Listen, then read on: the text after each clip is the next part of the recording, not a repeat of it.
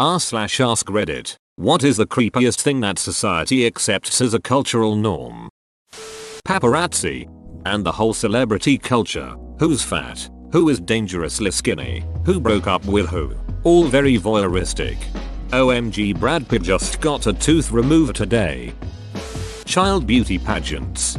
Honestly, I think this falls under the hypersexualization of little girls, something that is absolutely atrocious but accepted. Think of all the pedophiles watching that shit. The fact that we can show someone who has been brutally murdered on TV, but showing a woman's boobs is unacceptable. Addition, I'm talking about shows like Bones or CSI Additions 2. Boobs was an example. I have boobs, so I don't particularly want to see more. I just want the option to. Things would be so much different if the Second Amendment granted the right to bare boobs. Bare boobs. You don't think this would markedly increase the liberty of our society? Edit. Or it got edited and now I just look like some depraved weirdo talking about bare mammaries. Treating the naked human body like it's repulsive, disgusting. Seriously, how did this abhorrence towards our own bodies become so standard? Religion. I don't like how socially acceptable debt seems to be now. You don't owe thousands of dollars to the federal government, banks and corporations. How else are you going to get a job to pay those off?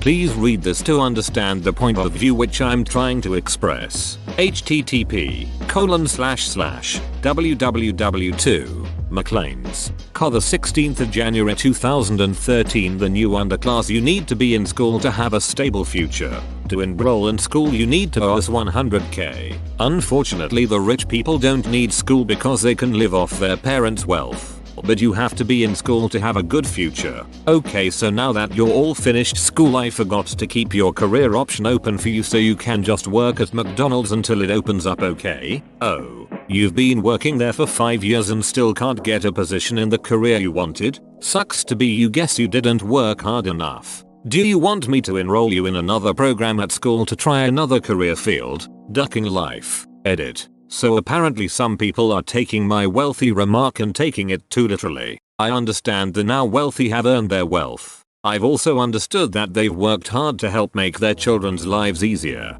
This is where you have to understand the difference, that wealthy families don't normally worry about things like transportation, where those who have trouble working multiple jobs and paying for school are stressing finding bus money to get to school. I also wanted to take the wealthy out of the equation so you can understand what it's like for those who are having trouble paying for necessities that want to go to school and achieve something in life. They work incredibly hard but get nowhere because luck just wasn't on their side. This is the struggle they are faced with as soon as they wish to achieve something greater than what society tells them to be. To add to that, I'm not even including the middle class families who can partially afford tuition but can't qualify for tuition aid because they are overqualified, which means they either take on the debt themselves or stay out of school and miss out on the opportunities. Hilarious, isn't it? Until you get an engineering degree, you deserve to starve.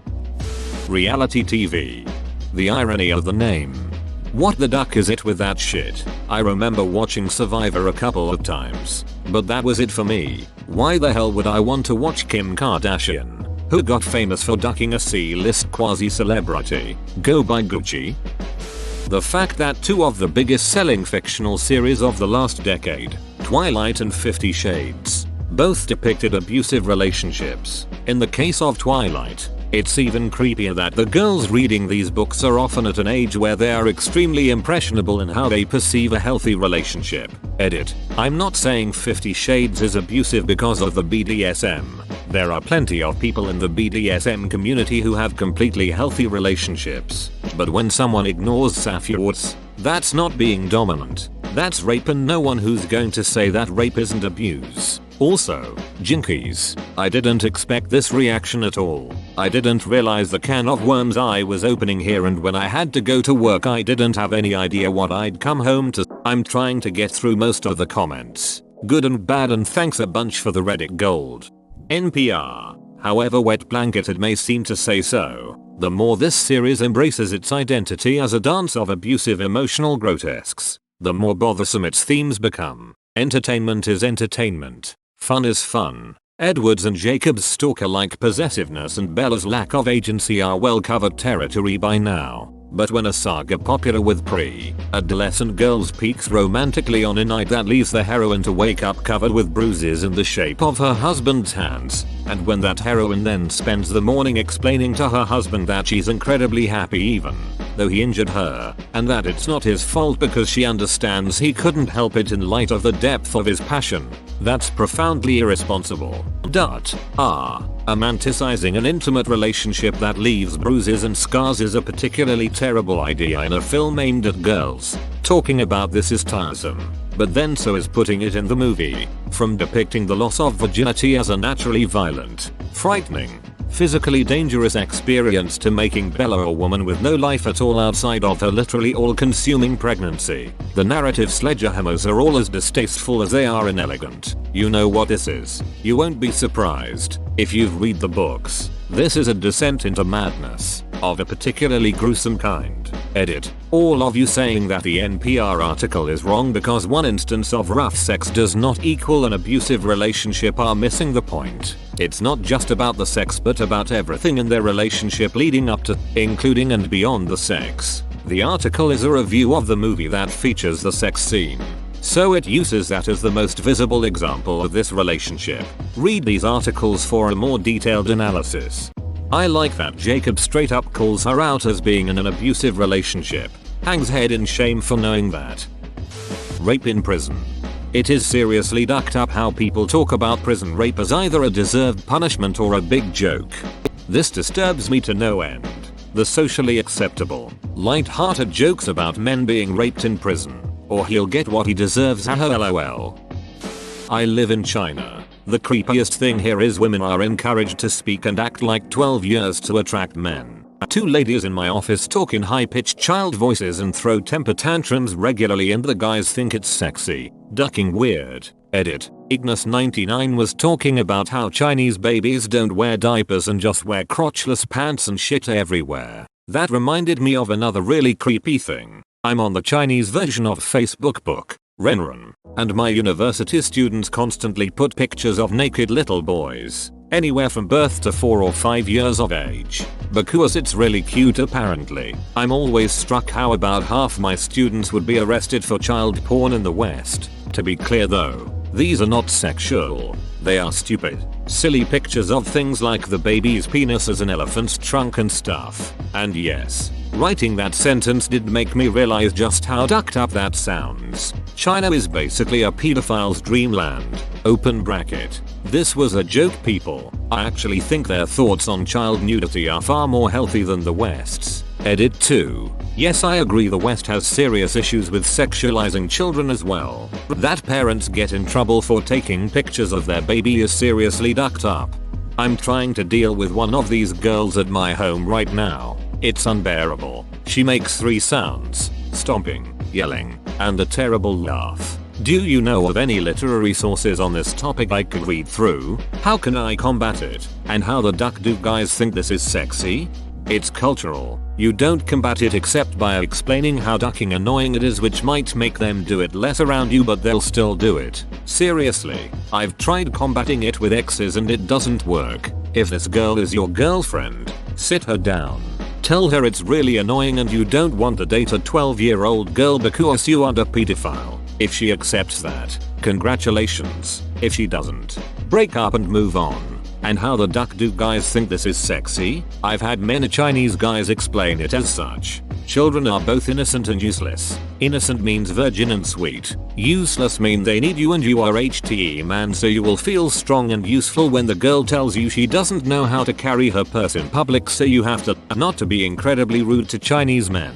And sorry to those Chinese men who also find this creepy, as I know there are men out there. But it basically boils down to some Chinese men need weak girls to feel strong and are obsessed with virgins because it's an incredibly traditional and close-minded culture that hasn't had the chance to modernize its thinking in regards to women. Men can go duck all the KTV horses they want, but a girl must save her precious virginity for the man who can put up with her childish bullshit. Rant sorry. Been here a long time. A lot of bitterness built up. What's with the window stickers on the back of cars? Honoring people who've died? Why would you need to say hey, Somebody I cared about died to the person behind you at the red light. I can't understand people's need to make their personal grief public this way. It's like driving around in a headstone. Creepy. I'm from the US, but the Pledge of Allegiance, when you think about it, it's pretty creepy. A teacher friend of mine says it is really creepy to watch all the students in unison say the pledge. It honestly seems like something out of those dystopian future films, or North Korea. Pageants for little girls, creepy on multiple levels. Or, more accurately, pageants for parents, starring little girls. The only thing that separates you from a head-on collision on the road is a bit of paint in the center. Also knowing how to drive. And more worryingly, trusting that everyone else on the road knows how to drive. The difference between a girl wearing a bra and panties in public and a swimsuit is that only one is socially acceptable.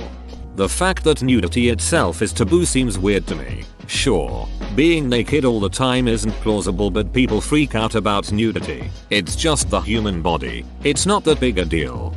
Speak for yourself. I have a big deal, and I'm proud of it.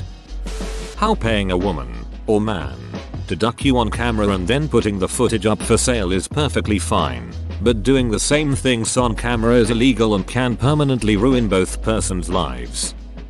Dressing up our dead to parade around to others. I'm sorry, I know closure is important, but it always reminds me of taxidermy, which I also find creepy. Just put them in a white sheet and bury them. They don't know you're putting them in a suit or whatever. Don't waste money. Edit. For all of you saying funerals are for the living, comma, would it be acceptable to dress up my uncle as a Wonder Woman and bury him? After all, the funeral is for me. Strip clubs. I mean, I like a nice pair of boobs as the next guy, but paying women who we have no chance of sleeping with to jiggle their naughty bits in front of us is rather odd. Also, the idea of a bunch of guy friends going to get hard with each other is as creepy as those old middle school jerk-off sleepovers that we all had. Edit. Well, apparently me and my friends were weird little shits. Or you all won't admit going into your dad's Playboys and noticing a funny feeling. Edit 2. Thanks for the gold. I'm not sure if it is for the 10-year-olds jerking it or the strip clubs, but thanks. Not sure if I remember those sleepovers. I bet you don't even remember penis inspection day at school. That if you take a candid picture of an attractive person it's creepy, but if you take a candid picture of a fat person it's hilarious and on peerpleafwimit.com. I love it when someone on FB posts a status about how terrible bullying is and then posts a pic making fun of some poor soul who has 10,000,000 strangers passing around their pic to make fun of them. Whoa, you made it to the end? You're a ducking beast. I'll cut you a deal. Smash like and subscribe for more curated content, bruh. It's free and that's a great price.